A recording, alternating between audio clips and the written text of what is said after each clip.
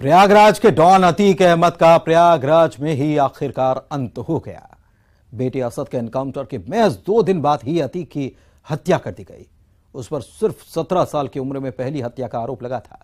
UP के सबसे बड़े डॉन का जिस तरीके से अंत हुआ वो बेहद खौफनाक है। पुलिस की मौजूदगी में अतीक और अशरफ की ताबड़तोड़ फायरिंग कर हत्या कर दी गई और 44 साल का साम्राज्य महज 45 सेकंड में ध्वस्त हो गया।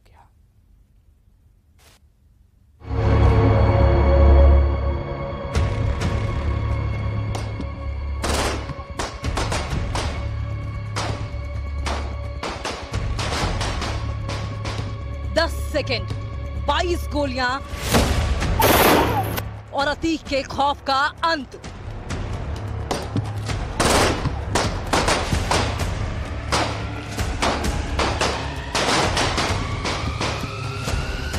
न किसी को सोचने का मौका मिला, न कोई कुछ समझ पाया।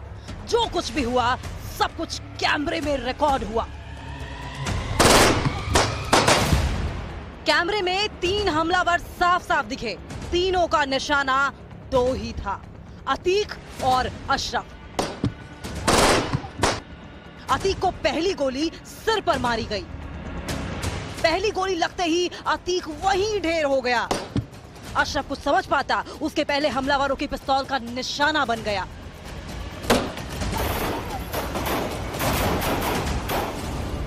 लेकिन सवाल यह है कि अतीक की हत्या के पीछे किसकी साजिश थी? क्या अतीक की हत्या उसके दुश्मन गैंग ने की? क्या अतीक कोई बड़ा खुलासा करने वाला था? मर्डर की फुल प्रूफ प्लानिंग आखिर किसने की? अतीक को मारने की प्लानिंग में और कितने लोग शामिल हैं? पुलिस ने इन तीनों हमलावरों से जो पूछताछ की है, उससे जो जानकारी सामने आई है, उसके मुताबिक तीनों हमलावर अलग अलग मामलों में पहले ही जेल जा चुके हैं। पुलिस ये भी पता लगा रही है कि आरोपित कब और कैसे प्रयागराज आए थे। उनके स्थानीय मददगार कौन कौन हैं? बताया गया कि लवलेश तिवारी बांदा सनी पुराने हमीरपुर और अरुण मौर्य कासगंज का रहने वाला है।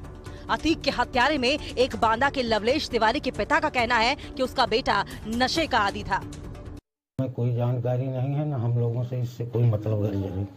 हमसे घर से किसी कोई चीज से मतलब गर्ज नहीं। आता था अपना नहा धो के, जब भी 4-6 रोज में आता था नहा धो के अपना निकल जाता था। कुछ समझ में आता, मैं क्या कह सकती हूँ, मुझे नहीं कुछ समझ में आता। घर की स्थिति आप हमारी देख रहे हैं। मैं भगवान से यही मनाती थी, मैं उसको यही समझाती, जब भी घर आता था भैया उस तरह कोई घटना न कर दे मुझे जिंदगी और मुझे रोना पड़े।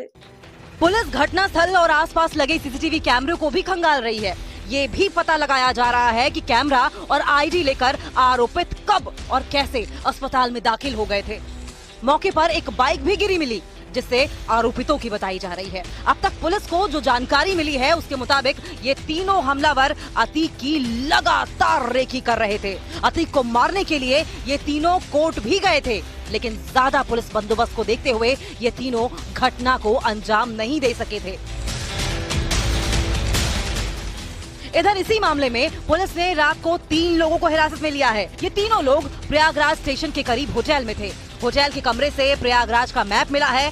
अतीक और अशरफ की हत्या के बाद यूपी हाई अलर्ट पर है। अतीक के घर चकिया में भारी पुलिस बल तैनात कर दी गई है। अगले 24 घंटे यूपी पुलिस के लिए मुश्किल भरे हैं।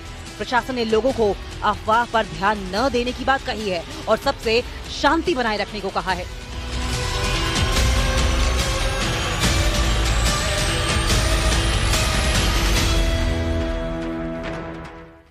तो पिछले 51 दिन अतीक के लिए कयामत के रहे।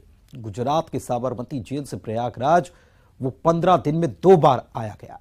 उम्र कैद की सजा मिली और तीसरा बेटा असद एनकाउंटर में ढेर हो गया।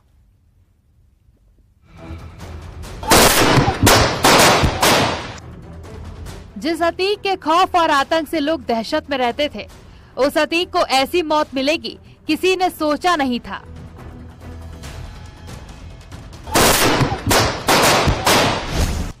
पिछले 51 दिन अतीक के लिए कयामत के रहे। 15 दिन में 2 बार वो साबरमती जेल से प्रयागराज आया गया। उम्र कैद की सजा हुई। तीसरे नंबर का बेटा असद एनकाउंटर में मारा गया। अतीक 4 दिन की पुलिस रिमांड पर था और मेडिकल के लिए अस्पताल जा रहा था। लेकिन देर रात पुलिस कस्टडी में अतीक और अशरफ की गोली मारकर हत्या कर दी गई। कोई डर लग रहा है आपको? हमारा परिवार पूरी तरह से बर्बाद हो गया और एक सवाल कोई कर रहा था, माफियागिरी की समाप्ति, माफियागिरी की समाप्ति पहले ही हो चुकी थी, अब तो खाली रगड़ा जा रहा है। साबरमती से लौटते वक्त अतीक बोला था, मेरा परिवार पूरी तरह से बर्बाद हो गया, माफियागिरी तो पहले ही समाप्त हो गई, अब तो बस रगड़ा जा रहा है।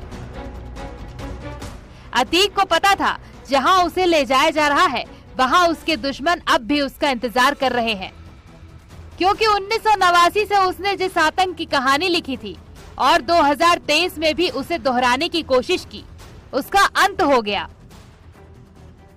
को मेडिकल के लिए लाया गया था और मीडिया के लोग, पत्रकार जो है साथ में थे और बाइट ले रहे थे। इसी में प्राथमिक जानकारी के अनुसार 3 लोग मीडिया कर्मी बन के आए और वो मीडिया कर्मी बन के उन्होंने वहां पे बाइट लेने का प्रयास किया। उसी के अंतर्गत उन्होंने ये इंसिडेंट हुआ है जिसमें उन्होंने फायर किया है। इसमें तो 44 साल का खौफ और 45 सेकंड में अंत हो गया और अब उसको दफन किया जा रहा है। इस खबर पर लगातार नजर बनी हुई है। फिलहाल बुलेटिन में इतना ही।